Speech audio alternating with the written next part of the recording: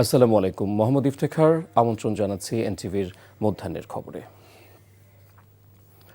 আওয়ামী লীগের রাজনীতি নিষিদ্ধ সহ ৩ দফা দাবিতে দ্বিতীয় দিনের মতো শাহবাগে বিক্ষোভ কর্মসূচি পালন করছেন ছাত্র জনতা। বিভিন্ন ব্যানার নিয়ে সকাল থেকেই জড়ো হতে থাকেন আন্দোলনকারীরা। স্লোগানে মুখরিত হচ্ছে শাহবাগ মোড়। এ কারণে গুরুত্বপূর্ণ এই সড়কে যান চলাচল ব্যাহত হচ্ছে। এছাড়া বিকেল ৩টায় শাহবাগে গণজমায়েতের কথা রয়েছে। সেখানে গুরুত্বপূর্ণ বক্তব্য রাখবেন নাহিদ ইসলাম, হাসনাত আবদুল্লাহ, সার্জিস আলম সহ অনেকে। এদিকে যাত্রাবাড়ি সহ বিভিন্ন স্থানে রাস্তা ব্লক করেছেন আন্দোলনকারীরা।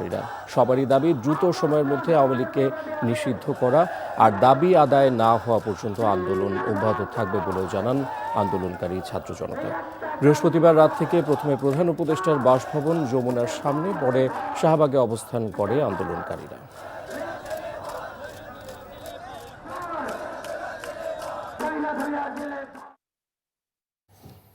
দর্শক, এ বিষয়ে আরো বিস্তারিত জানাতে শাহবাগ এলাকা থেকে যুক্ত হচ্ছেন আমাদের স্টাফ করেসপন্ডেন্ট নূর হোসেন। নূর, শাহবাগের পরিস্থিতি এখন কেমন দেখছেন? এনসিপি তো বিকেল ৩টা থেকে কর্মসূচি পালনের কথা বলেছিল। শাহবাগে সকাল থেকে কারা অবরোধ কর্মসূচি চালাচ্ছে জানাবেন।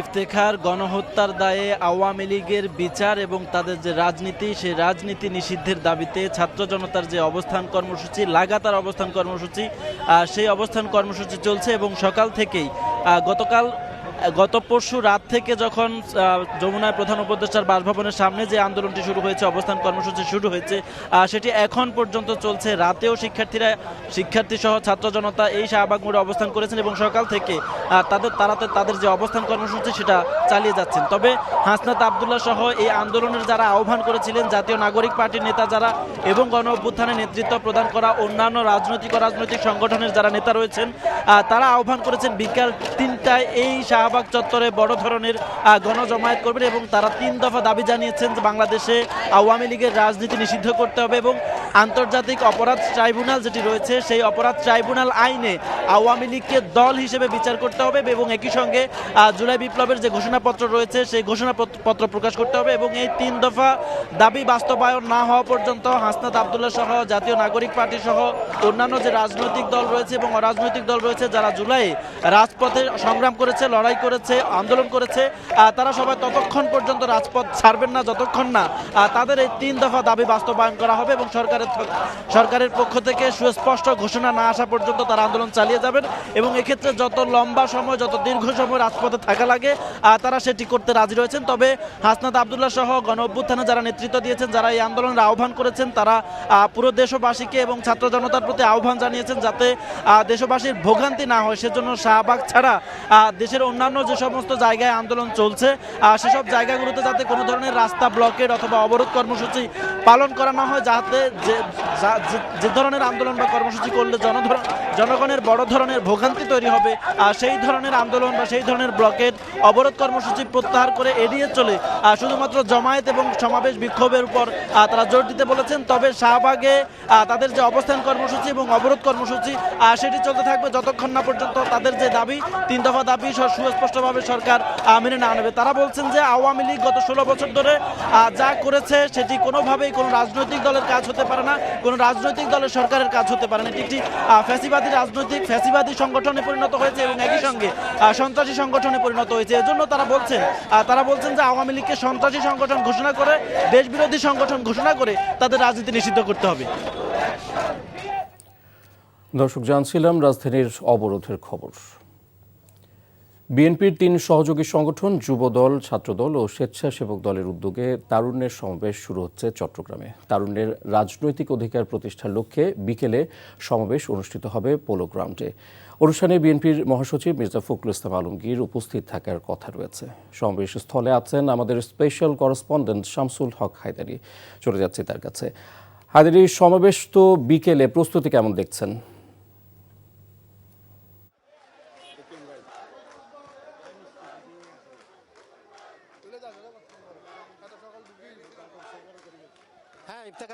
আমি আছি এখন সমাবেশ স্থলে, যে আজকে বিকেল 3টা থেকে সমাবেশ শুরু হওয়ার কথা রয়েছে। তবে ইতিমধ্যে আমরা লক্ষ্য করছি বিভিন্ন এলাকা থেকে মিছিল আসতে শুরু করেছে এবং আজকে এই সমাবেশে আমরা বলে রাখি জাতীয়তাবাদী যুব দল, স্বেচ্ছাসেবক দল এবং ছাত্র দল, এই 3 সংগঠনের উদ্যোগে দেশব্যাপী তারুণ্যের মহাসমাবেশের উদ্যোগ নেওয়া হয়েছে, যেটা আজকে চট্টগ্রাম থেকে শুরু হলো।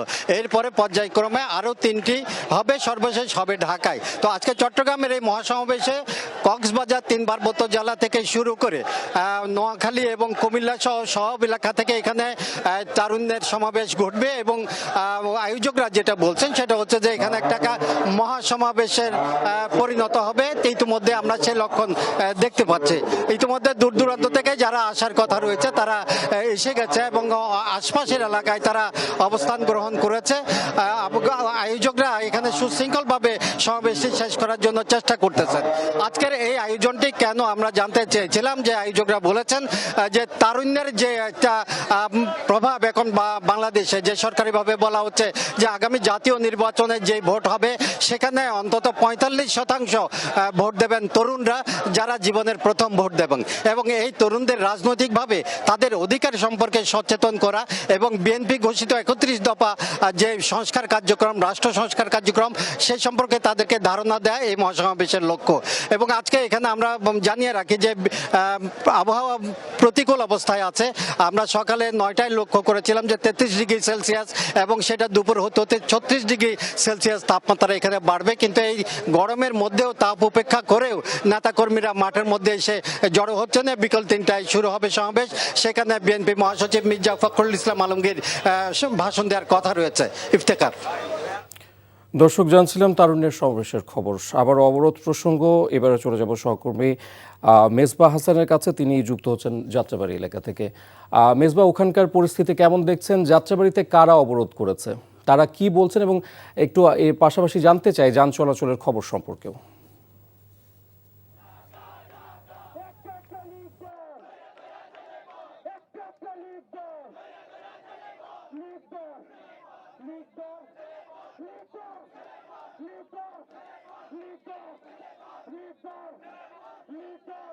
আছে যাত্রাবাড়ি দনিয়া কলেজের এখানে কিন্তু সকাল থেকে দনিয়া কলেজের যে শিক্ষার্থীরা রয়েছেন, এর সাথে কিন্তু যাত্রাবাড়ির যে সাধারণ ছাত্র জনতা যুক্ত হয়েছেন।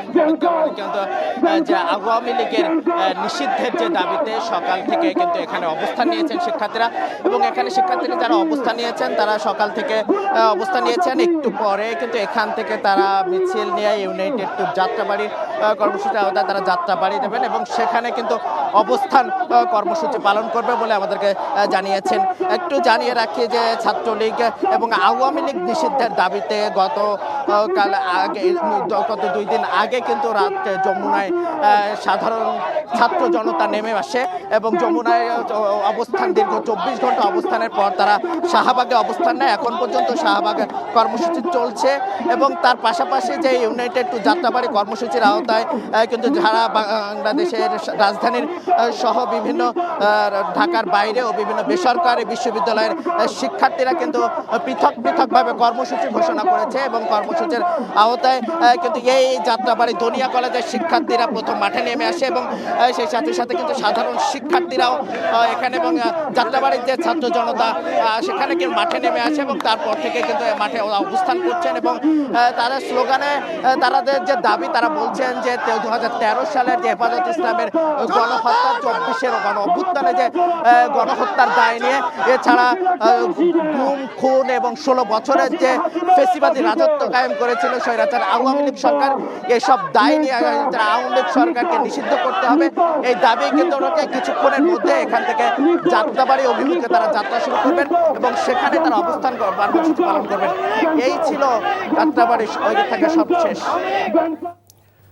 দর্শক, রাজধানীর অবরোধের খবর জানছিলাম। চলে যাচ্ছি পরের সংবাদে। সাবেক রাষ্ট্রপতি আব্দুল হামিদ সবার সামনে কিভাবে দেশ ছাড়লেন তা তদন্ত করে দেখা হচ্ছে বলে জানিয়েছেন স্বরাষ্ট্র উপদেষ্টা জাহাঙ্গীর আলম চৌধুরী। হযরত শাহজালাল আন্তর্জাতিক বিমানবন্দরের ব্যবস্থাপনা দেখতে গিয়ে তিনি এই কথা বলেন। এই জন্য কিন্তু একটা ইনকোয়ারি কমিটি করা হয়েছে, যেহেতু ইনকোয়ারি কমিটিটা এটা পুঙ্খানুপুঙ্খানু দেখে এটার বিরুদ্ধে একটা আইনানুগ ব্যবস্থা নেওয়ার জন্য বলবো, এবং এটার জন্য যারা দোষী তারা কেউ আইনের আওতায় তাদের শাস্তি পেতেই হবে। সাতক্ষীরা রেঞ্জের আওতাধীন সুন্দরবনের নদীপথ দিয়ে বিএসএফ কর্তৃক ৭০ জনকে বাংলাদেশে পুশ ইনের খবর পাওয়া গেছে। শুক্রবার বিকেলে সুন্দরবনের মান্দারবাড়িয়া এলাকার নদীপথ দিয়ে তাদেরকে বাংলাদেশে পুশ ইন করা হয়েছে বলে জানিয়েছে বন বিভাগ। তবে তারা বাংলাদেশি না ভারতীয় তা সঠিকভাবে জানা যায়নি। এই ঘটনার সত্যতা নিশ্চিত করে পশ্চিম সুন্দরবনের সাতক্ষীরা রেঞ্জের রেঞ্জ সহকারী এবিএম হাবিবুল ইসলাম বলেন, মান্দারবাড়িয়া এলাকায় অনুপ্রবেশ করা ৭০ জনকে আটক করে টহল ফাঁড়িতে নিয়ে জিজ্ঞাসাবাদ করা হচ্ছে। জিজ্ঞাসাবাদে তারা জানিয়েছে বিএসএফ সীমান্ত দিয়ে তাদের বাংলাদেশে ঠেলে দিয়েছে। এছাড়া আরও কিছু সংখ্যক লোককে বিএসএফ বনের ভেতর রেখে গেছে। ব্রাহ্মণবাড়িয়ায় কক্সবাজারগামী আন্তনগর কক্সবাজার এক্সপ্রেস ট্রেনের একটি বগি লাইনচ্যুত হওয়ায় ঢাকার সঙ্গে চট্টগ্রাম ও সিলেটের রেল যোগাযোগ 2 ঘন্টা পর চালু হয়েছে। সকালে ব্রাহ্মণবাড়িয়া রেলওয়ে স্টেশনের আউটারে এ দুর্ঘটনা ঘটে। তবে দুর্ঘটনা কবলিত বগি রেখে কক্সবাজার এক্সপ্রেস ট্রেনটি নির্দিষ্ট গন্তব্যে ছেড়ে গেছে। প্রায় 2 ঘন্টা উদ্ধার কাজ চালানো হয়। এদিকে ডাউন লাইন বন্ধ থাকলেও বিকল্প লাইনে ট্রেন চলাচল স্বাভাবিক রয়েছে। এর আগে গতরাতে চট্টগ্রাম থেকে আসা মালবাহী ট্রেনের একটি বগি লাইনচ্যুত হয়ে ঢাকার সঙ্গে চট্টগ্রাম ও সিলেটের রেল যোগাযোগ বন্ধ হয়ে যায়। পরে আখাউড়া থেকে উদ্ধারকারী ট্রেন গিয়ে দুর্ঘটনা কবলিত বগিটি উদ্ধারের পর 7 ঘন্টা পর ভোরে ঢাকার সঙ্গে চট্টগ্রাম ও সিলেটের রেল যোগাযোগ স্বাভাবিক হয়। এদিকে গতরাতে পয়েন্টম্যানের ভুল সিগন্যাল দেওয়ার কারণে ঢাকা থেকে খুলনাগামী জাহানাবাদ এক্সপ্রেস ট্রেনের 2 কোচ ভাঙ্গা বামনকান্দা জংশন এলাকায় লাইনচ্যুত হয়েছে। এতে ঢাকা খুলনা, ঢাকা বেনাপোল ও ঢাকা রাজশাহী রুটে ট্রেন চলাচল 12 ঘন্টা ধরে বন্ধ রয়েছে। খবর পেয়ে ঈশ্বরদী ও খুলনা থেকে 2টি রিলিফ ট্রেন ও ট্রেন সহ শতাধিক কর্মকর্তা কর্মচারীরা উদ্ধার কাজ চালিয়ে যাচ্ছেন। এই ঘটনায় পয়েন্টম্যানকে বরখাস্ত ও তদন্ত কমিটি গঠন করা হয়েছে। মিয়ানমারের রাখাইন রাজ্যের অস্থিরতার প্রভাব পড়েছে বাংলাদেশ মিয়ানমারের বাণিজ্যিক সম্পর্কে। 2 দেশের পণ্য আমদানি রপ্তানিতে ব্যবহৃত স্থলবন্দরেও দেখা দিয়েছে স্থবিরতা। কাজ না থাকায় সংসার চালাতেও হিমশিম খেতে হচ্ছে বন্দরের শ্রমিকদের। আর সংশ্লিষ্টরা বলছেন, মিয়ানমারের অভ্যন্তরীণ সমস্যার সমাধান না হলে 2 দেশের মধ্যে বাণিজ্যিক সম্পর্ক ভালো হবে না। কক্সবাজার থেকে ইকরাম চৌধুরী টিপুর রিপোর্ট। টেকনাফ স্থলবন্দরে পণ্য আমদানি রপ্তানিতে চাপ নেই, বসে অলস সময় পার করছেন বন্দরের শ্রমিকরা। বন্দর কর্তৃপক্ষের তথ্যমতে গত মার্চে রাখাইন রাজ্য থেকে টেকনাফ স্থলবন্দরে 675.43 মেট্রিক টন বিভিন্ন পণ্য আমদানি হয়েছে, যেখান থেকে সরকারের 7,96,00,000 টাকা রাজস্ব আদায় হয়েছে।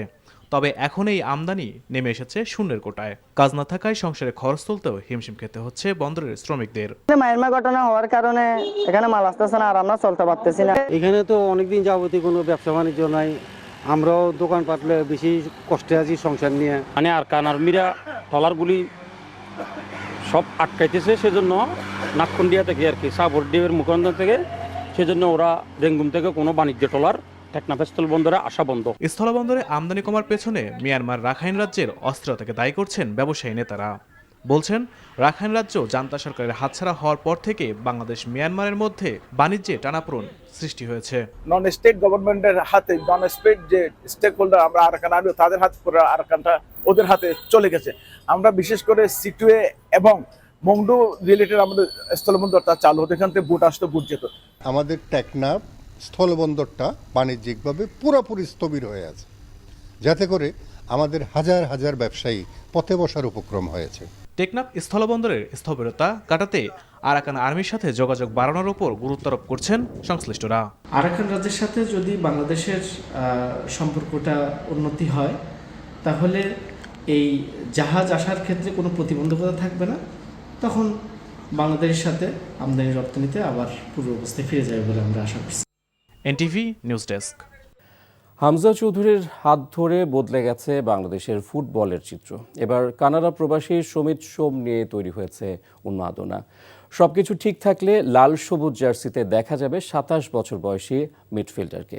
আলোচিত এই ফুটবলারকে বরণ করতে গ্রামের বাড়ি মৌলভীবাজারের শ্রীমঙ্গলেও চলছে ব্যাপক প্রস্তুতি। মৌলভীবাজারের SM উমেদ আলীর পাঠানো রিপোর্টে জানাচ্ছেন কুশল ইয়াসির।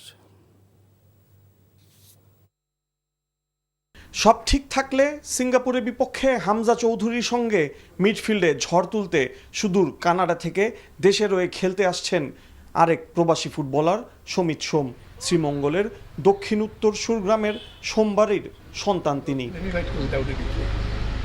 ফুটবল সমিতের রক্তে। দাদা মানিক লাল সোম পেশায় ছিলেন শিক্ষক। ফুটবল খেলেছেন সিলেটের নানা প্রান্তে, রেফারিও ছিলেন তিনি। ভেরি এক্সাইটেড এই ব্যাপারে যে আমার বাতিজা মানে এই আমার বাপের ইয়ে পাইছে। বাবা খুব ভালো ফুটবল প্লেয়ার আসলাম, আমরা খুব ছেলেমেয়েরা কেউ পাইছি না, কিন্তু হে পাইছে। এগুলো স্বীকার করেছে যখন তারে কানাডার প্রশ্ন করছিল তুই ফুটবলরা কই থেকে পাইছ, কয়টা আমার পৌর কথা থেকে পাইছি আমি। দেশে ফিরে সমিত নিজ গ্রামের বাড়ি যাবেন। এখন থেকেই উৎসবমুখর পরিবেশ তৈরি হয়েছে, সাজানো হচ্ছে বাড়ি। যখন থেকে এই দেশে ফুটবল খেলে তখন থেকে আমরা একটা আশা আছিল যে কোনো এক সময় দেশে আইয়া খেলবো। ও যে আসবে খেলবে, আমাদের পরিবারের একটা ছেলে, এত বড় একটা, তো অনেক আমাদের গৌরবের বিষয়। আমাদের ইচ্ছে যে সে সরাসরি বাড়িতে আসুক। এখন বাফুফে থেকে যদি বলে যে সরাসরি ক্যাম্পে জয়েন করবে, তো আমরা রিকোয়েস্ট করব যে না, অন্তত একবার আগে বাড়িতে আসুক, তারপর ক্যাম্পে জয়েন করুক। সমিতের আগমনের খবরে স্থানীয়রা বেশ উচ্ছ্বসিত। উনি আমাদের জাতীয় দলে খেলা সিঙ্গাপুরের বিরুদ্ধে জয়লাভ করবে, ইভেন আরও পাশাপাশি আরও ম্যাচগুলা জয়লাভ করবে। হামজার আগমনে যেমন উদ্দীপনা তৈরি হয়েছিল, সমিতকে ঘিরেও উচ্চ প্রত্যাশা তৈরি হয়েছে সমর্থকদের। কুশল ইয়াসির, এনটিভি স্পোর্টস ডেস্ক।